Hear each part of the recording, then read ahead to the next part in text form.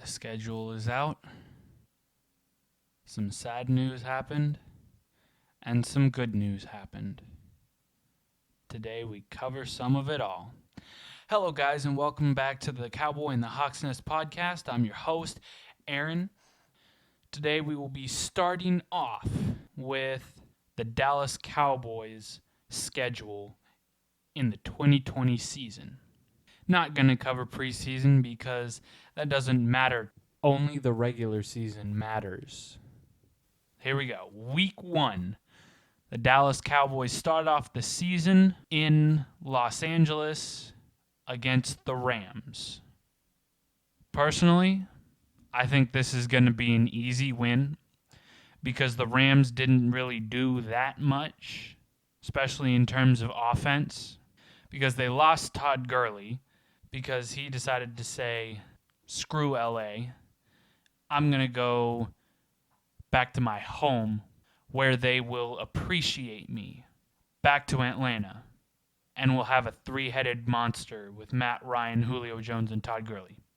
But that's neither here nor there. Los Angeles has Jalen Ramsey, Aaron Donald, and that's pretty much it. Because Jared Goff has turned out to be less than stellar, and Sean McVay, he's turned out to be like a 1 or 2 year wonder, and then steadily go downhill. So I think this game is going to be an easy win for the Dallas Cowboys.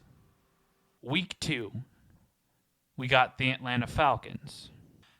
Their defense is terrible right now. Although they did draft some good players, but their first-round pick is overrated, in my opinion, because he got absolutely torched in the national championship game. But that was LSU. This is going to be a tough one for me because even though Dallas has a great front seven, I'm still iffy on the secondary, especially when we're playing against Julio Jones, Calvin Ridley, and I'm sure there's another really, really good wide receiver in Atlanta. I think our front seven can stop Gurley, but I don't think our secondary can stop Julio. So just to keep it safe, I'm going to chalk the Atlanta Falcons game as a loss. Week 3, the Seattle Seahawks in Seattle. This is going to be a tough one for Dallas because of that environment in Seattle being the loudest fan base and loudest stadium in the world. Arrowhead Stadium can sit down because they decided to go for the record planned on a third down in Arrowhead Stadium and they counted down 3, 2, 1, and go nuts. Whereas with Seattle, it was a random third down, no one counted down, and it was in a rivalry game against the Niners. And there's so little difference between the two sounds, I'm going to chalk the Chiefs ones up to cheating, sort of. So Seattle is the loudest in the world. With that being said, I think Dallas will have a tough time. Tough time communicating and all. And even though our offense will be high flying, it's Russell Wilson, man. Russell Wilson is going to create opportunities so well against Dallas's defense. In my opinion, he's the second best quarterback in the league right now. He's better than Aaron Rodgers. The only quarterback he comes short to is Patrick Mahomes. Better than Brady, better than Breeze, better than Rivers, better than Aaron Rodgers. He just comes below Patrick Mahomes. So again, to be safe, I'm putting Seattle as a loss for Dallas. Week 4, Cleveland Browns at home. Oh, by the way, the Falcons game was at home. The Cleveland Browns. This is going to be easy because for all that they tried to improve, it's still a first-year head coach that Baker Mayfield is going to be with. And by week 4, he's still going to be working on new legs with his coach. And I think Dallas's defense will get to him and fast.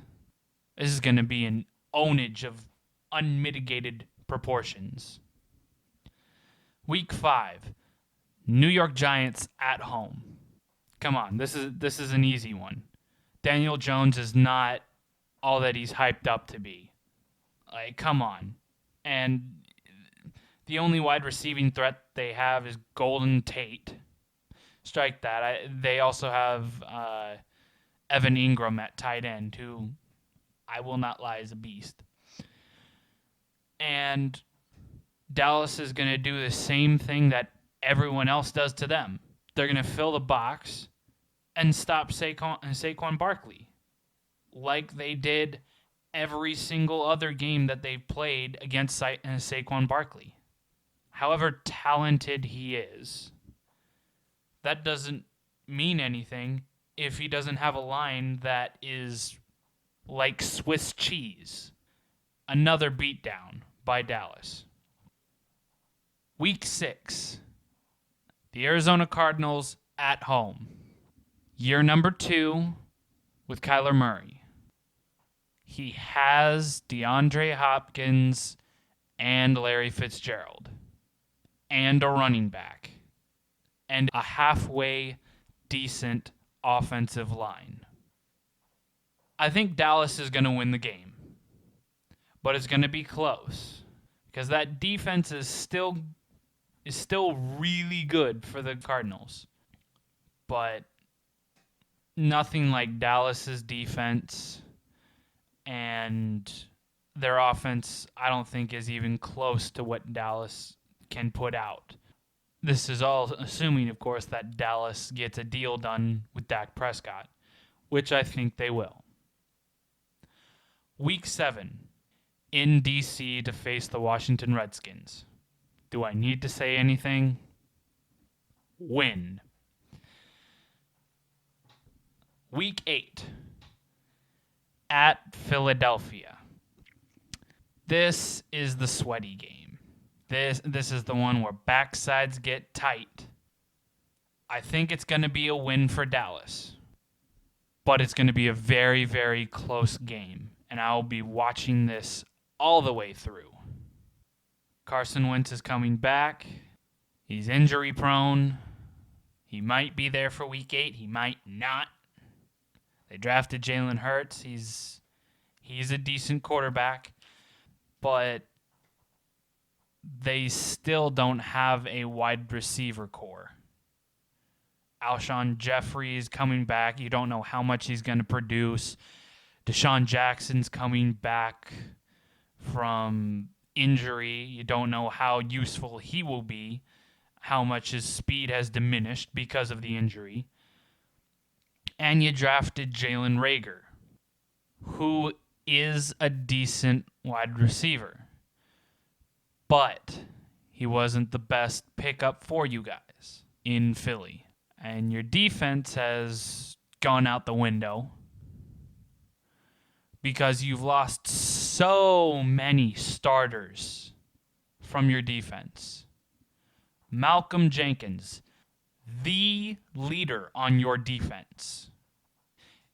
I think Dallas is going to win, but it still will be close. Week 9, the Pittsburgh Steelers in Dallas. This will be kind of a tough one because they'll have Big Ben coming back, Juju Smith-Schuster coming back, a halfway decent defense, and Mike Tomlin, the heartbeat of that organization right now. He was just an amazing coach last year.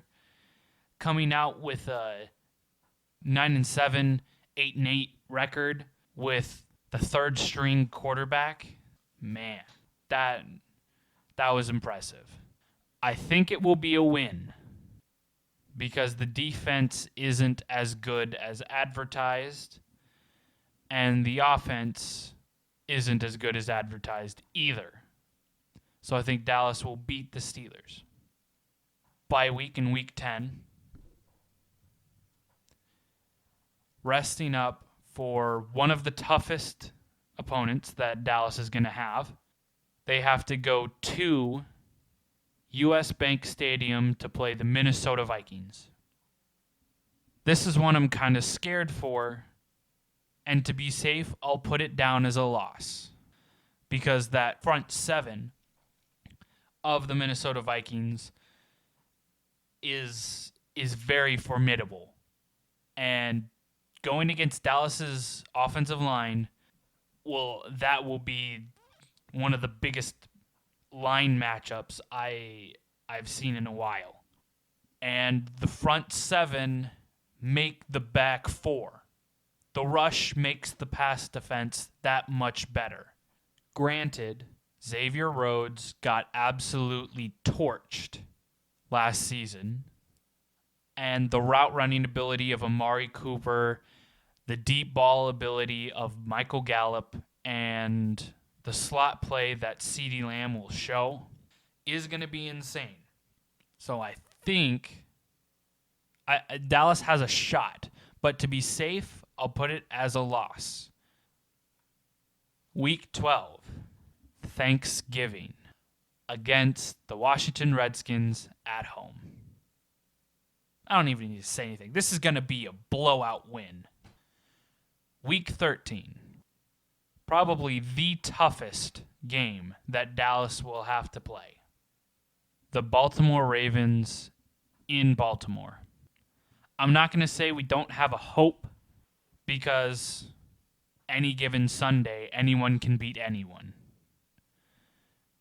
But Lamar Jackson looks like the truth, and I don't think the defense will be able to keep up with the three tight ends they will be matching up and the two amazing wide receivers that they have in Hollywood Brown and the wide receiver that they just drafted.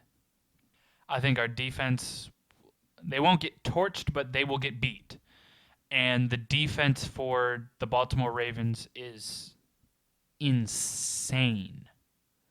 This is an easy loss, in my view. Week 14, going to Cincinnati. I think this is going to be a semi-easy win for Dallas because Joe Burrow is in his first season as a quarterback, and usually first seasons, since you don't have much film on them, they could be good, but also I don't know if he'll adjust well to the NFL scheme and the pace of the NFL game. They did get him protection in the draft, and they have some semblance of line play, and A.J. Green is going to be back. Not to mention John Ross, most likely, with that speed. I think it's going to be a win, but it's going to be a hard-fought win because Joe Burrow. Week 15. The San Francisco 49ers in Dallas. This is going to be the second toughest game that Dallas is going to play. San Francisco's defense hasn't changed a whole lot except for DeForest Buckner, with him going to Indianapolis. But they drafted well and got someone to fill DeForest Buckner's spot. So this will be the toughest line challenge for Dallas, with Bosa coming off one side, Solomon Thomas coming up the middle, the draft pick that they just drafted coming up the middle, and Dee Ford coming off the other end. Not to mention that they have to go against Sherman, several good safeties. This is a complete defense. I think we can possibly shut Jimmy Garoppolo down, but I don't think we'll be able to stop the run game. So I'd say San Francisco is a Dallas equivalent in that they want to run the ball, have a decent enough defense, and have a good enough passing game to be formidable in games. So to be safe, I'm going to put that up as a loss. Week 16, Philadelphia Eagles at home. This is going to be a semi-decent, easy win because it's at home. The reason I gave the Philadelphia Eagles benefit of the doubt the first time around was because it was in Lincoln Financial Field. And they have their own rowdy fans. But coming to Dallas against Philadelphia, this is I think it's not going to be an easy win, but I think it will be a win. And finally, Week 17 in MetLife against the New York Giants. Another easy win. So by my standards, looking back at this, I think Dallas will lose at most one divisional game, and that's going to play Philly in Philly. Other than that, I see, at worst case scenario, 10 wins. I see at least 10 wins on this schedule. Possibly 11 wins with beating Philadelphia. So 10-6 or 11-5, I think is a good measure of what Dallas can do. I think we could possibly steal a game in Atlanta and Seattle, possibly win against Pittsburgh. But I see the only sort of guaranteed / in their games that I think that we will lose will be Minnesota, Baltimore, and San Francisco. All of the other games I see as possible wins. So we have at worst 10-6, at best 13-3. And now we go to Seattle. Starting with Week 1 in Atlanta. This is going to be an interesting one. It's a toss-up because the Atlanta offense is really, really good. But every time you say the Atlanta offense is really, really good, they can't pull it out. Seattle beat Atlanta in Atlanta last year, partially because they didn't have a run game. This is a toss-up. I think Seattle can win, but to be safe, I'll put it as a loss. Week 2, New England in Seattle. Jared Stidham isn't going to do anything as a starter. Bill Belichick is still a good coach, but their offense isn't going to go anywhere. And Seattle's defense will definitely overwhelm Jared Stidham. And on the opposite side, I think Seattle's offense is talented enough and well put together enough to beat New England's defense. Any kind of defense that Bill Belichick throws out. And you have the 12s there. So that's a win. Week 3, Dallas coming to Seattle. This is a toss-up game for safety for Seattle. I'll put it as a loss. We're looking at the worst-case scenarios here. Going to Miami. Come on, that's a win. That's a win. I think every game against an AFC East opponent could possibly be a win for Seattle. So starting off 2-2. Week 5, Minnesota Vikings and CenturyLink. This is going to be a really tough one because even though Seattle's offense is decent and the offensive line is semi put together, that Minnesota Vikings defensive line is going to shred through Seattle's line. So to be safe, put that as a loss. 2-3 through week 5. Week 6, bye week. Man, Seattle got screwed on that. Early bye weeks are such a pain in the butt. Week 7, going to Arizona to face the Cardinals. I think this is a win. I think this is a pretty easy win. Yeah, not much to say about it. Week 8, San Francisco coming to Seattle. This is going to be a very tough one.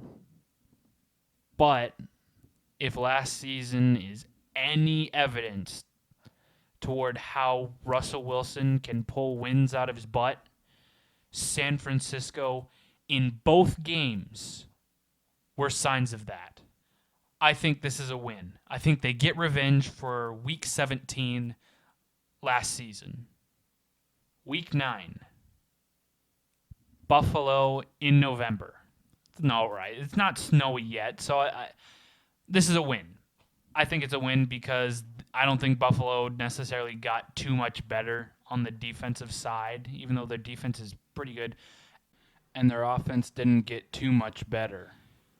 So the Seattle offense is going to outgun the Buffalo Bills offense, and the Seattle defense is going to simply outplay the Buffalo Bills defense, like it does to most teams.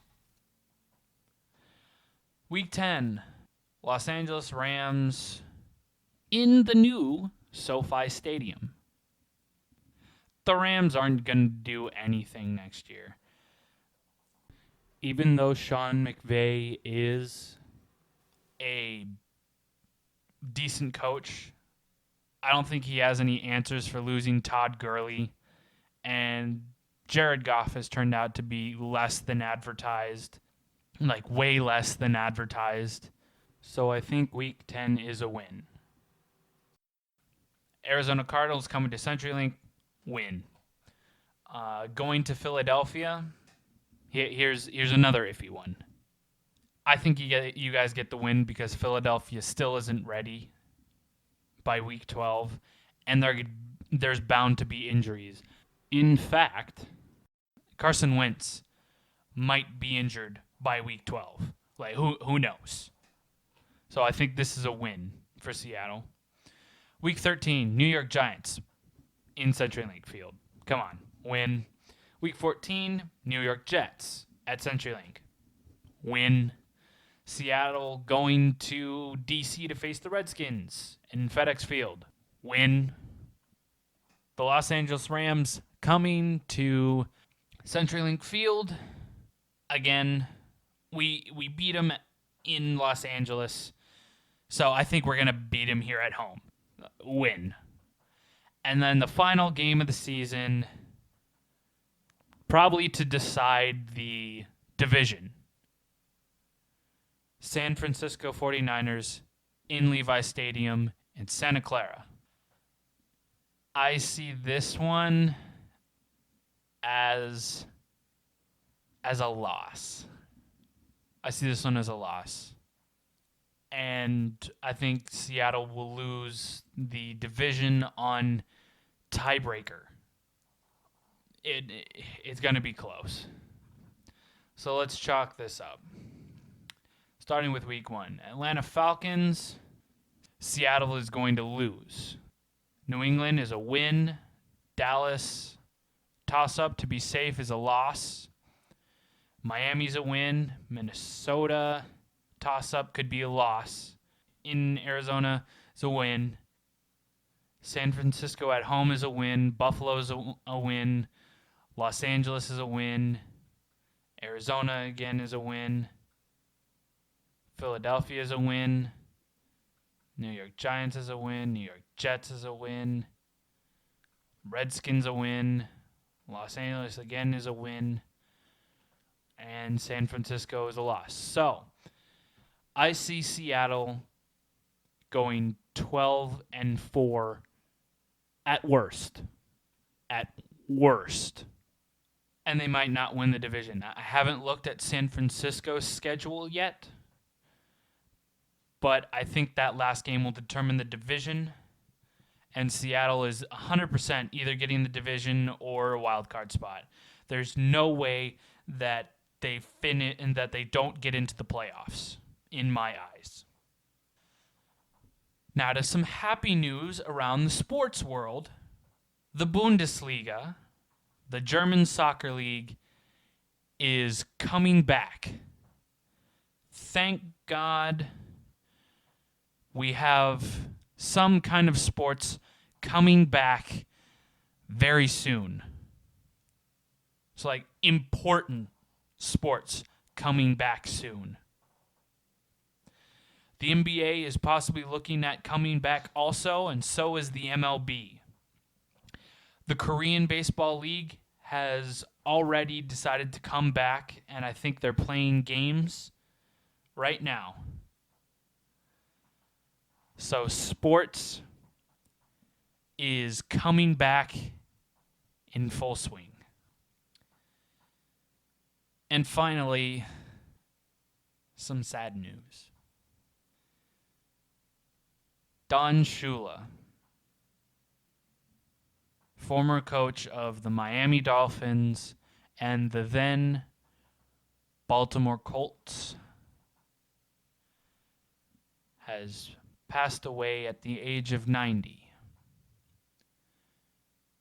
He went peacefully and was not a death from COVID. The most winningest head coach in NFL history, with 347 wins as a head coach. 19 of which were playoff games. 2 of those playoff wins were Super Bowl 7 and 8. And Super Bowl 7 was in 1972, where all football fans recognized that year as the greatest season of all time, because it is still the only perfect season in NFL history.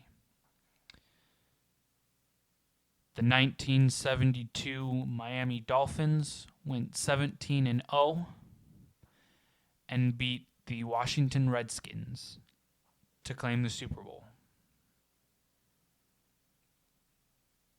Not only is his legacy 72 Dolphins and being a head coach from 1963 until 1995, but his legacy is also who he hired and who learned from his genius. And there's only one name that sticks out, but it's a name that no one will forget. It is the late, great Chuck Noll, the head coach for the Pittsburgh Steelers when the Pittsburgh Steelers had the Steel Curtain in the 1970s and won 3 Super Bowls. Everyone knew him as a hard worker, a sergeant of the field who gained respect of all of his players and all of the fans who heard his name and watched him. One of his greatest qualities as head coach was that he was willing to adapt with the league as time progressed. The case in point would be where he started head coaching in Baltimore with the Baltimore Colts.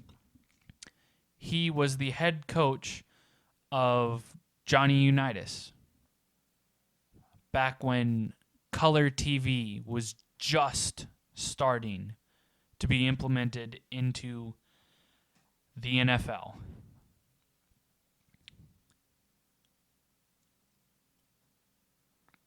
And into the 80s,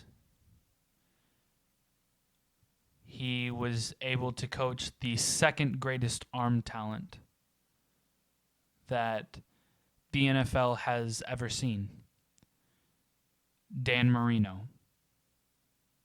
He went from coaching games where they would pass maybe 10, 20 times in a game with Johnny Unitas to 40 plus times with Dan Marino and his gunslinging arm. I'm going to play you a video off of YouTube on ESPN with the great Chris Berman reminiscing on Don Shula and his legacy. He's going to say a particular quote, and I'm going to reiterate that quote at the end of the video, and then we'll have a moment of silence.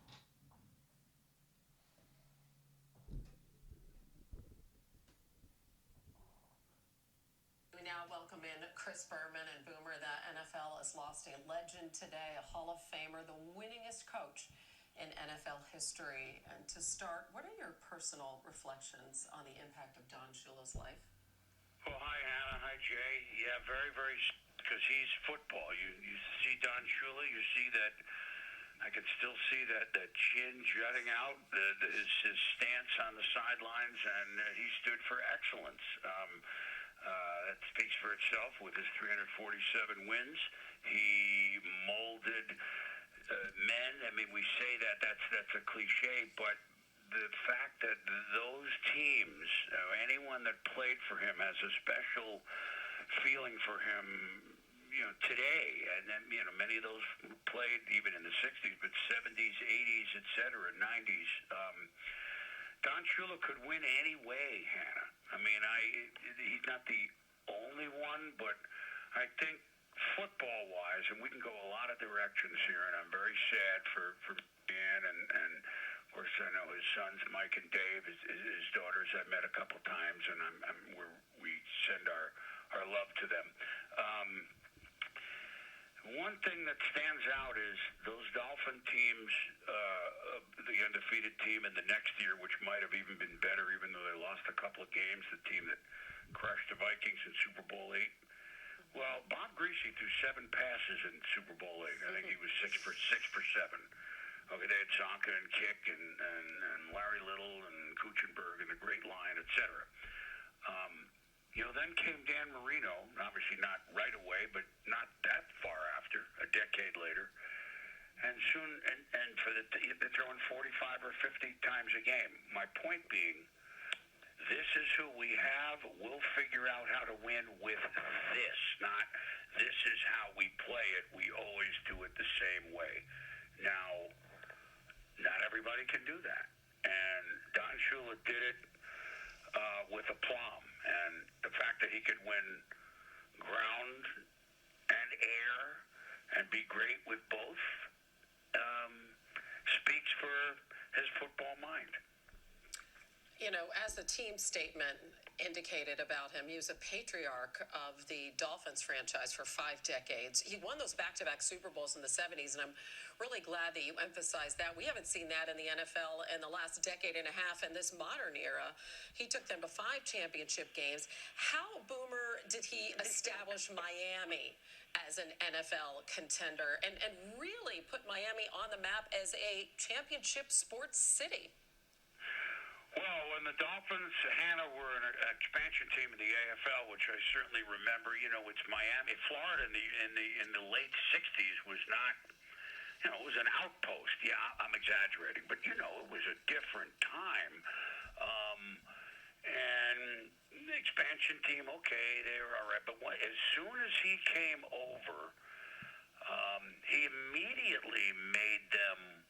His second year there in '71, they got to the championship game. They got to the Super Bowl by beating his old team, the Baltimore Colts.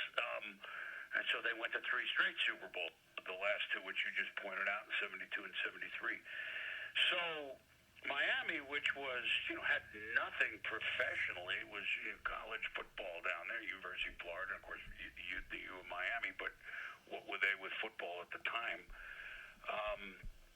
Immediately became a destination, and a destination of not only the nice weather, but it's at the pinnacle of a sport that nobody thought about Miami being a pro football team less than a decade before. So just like we think of Vince Lombardi's Packers still, and of course the Packers have had many winners since, but those of us who are old, not you, me, we think of Vince Lombardi's Packers as timeless, Don Shula's Dolphins, timeless.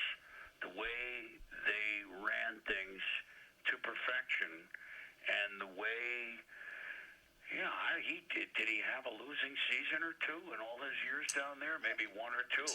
He only had 2. I mean, Boomer, he's an NFL head coach for 33 years. Only 2 of his Miami teams finished under 500 in his 26 years there. So let me ask you, where does he belong in the pantheon of great coaches in NFL history? Well, when I'm asked, I have him at the top. I know there are other opinions, and there is not only one correct one, but yes, he won the most games. He was a head coach at 33 years old with the Baltimore Colts. Yes, he had Johnny Unitas at the beginning, and he had Dan Marino at the end. That's good fortune. That's also, he might have had something to do with them, although Johnny might have been older than him when he took over. I don't know. It's not like Johnny had already won, but he might have had something to do with how well they played, as well as they had to do with him. So to me, look, the quote that we always repeated, Hannah, was Bum Phillips, who of course went head to head with him many times in those great games, and Bum was the Oilers. Right. He can take his and beat yours, and then he can take yours and beat his. And Bum had it with the draw and everything else, but does that not speak for, respect from a fellow outstanding coach, or to his ability? That's the best quote I can think of today. That's perfect. That sums it up. As always, Boomer, we appreciate your perspective. It's good to talk to you, albeit on a sad occasion, but just great to hear your voice. You take care, and thanks again for helping us remember the great Don Shula today. I hope young ones spend a little time and do a little reading. We have time to do that. And he was all about the league, too. It wasn't just, hey, this is my team. He was all about the NFL. Again, to reiterate, the quote that best describes Don Shula. He could take his and beat yours, and then take yours and beat his. Don Shula was 90 years old. A moment of silence.